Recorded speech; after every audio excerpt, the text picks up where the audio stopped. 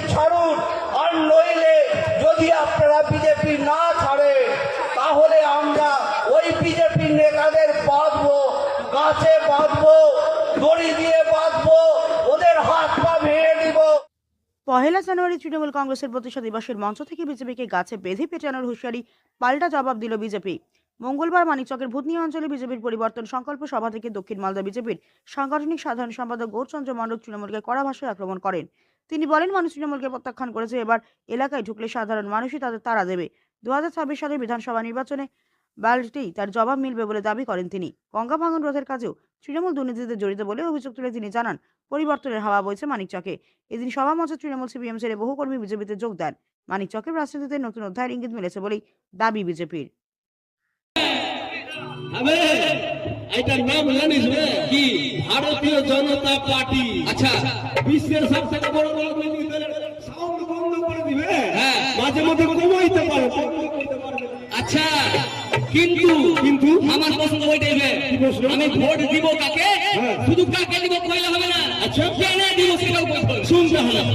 এই যে আজকে পরিবর্তন সভা, কিছুক্ষণ আগে যে আমাদের এখানে যে ভাষণ যারা দিচ্ছিল, এই যে সামনে সুভাষ দ্বারা বিভিন্ন মনোদলের দায়িত্বে যারা আছে, আমাদের এখানে প্রধান ভাষণ, হ্যাঁ শুনেছেন, বললাম তো আদারবনের শিয়াল রাজা কয়েকটা নেতা আছে, মানুষ পাশে নাই, ওই পুলিশটি থাকে আর ডাইসের নেতা ভাষণ দেয়, আর সেখানে কি হয়, জনগণের পাশে তারা থাকে না। আর ভারতীয় জনতা পার্টি মানুষের পাশে থাকে, মানুষের আশীর্বাদ ভালোবাসা নিয়ে এই কথা বলেছি, মানুষই তাদের গাছে ঝুলাবে আর মানুষই তাদেরকে ঢুকতে দেবে না। ওই তো চাঁচলের কদিন আগে আমাদের শুভেন্দু অধিকারী 2 তারিখে 30,000 লোককে নিয়ে সভা করলো, সেখানে হাইকোর্টের নির্দেশ ছিল 9,000 লোকের। যাই হোক, সেই হিসাব উপচে পড়া ভিড়, না ডাকলেও লোক এসছে।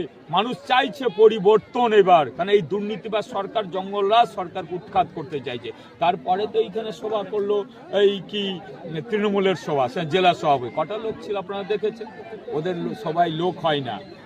আপনি কদিন আগে তৃণমূলের প্রতিষ্ঠা দিবস ছিল, 1 জানুয়ারি মনে হয়, তাদের প্রতিষ্ঠা দিবসে ব্লকের কমিউনিটি হলে চেয়ার ফাঁকা, লোক নাই, যেটি আছে ওরাই সব, আর সেখানে ভাষণ দিচ্ছে গাছে বেঁধে মারবো, গাছে বেঁধে রাখো। তা আমরা 1 আঙ্গুল দেখালে 2 আঙ্গুল দেখাবো আমাদেরকে?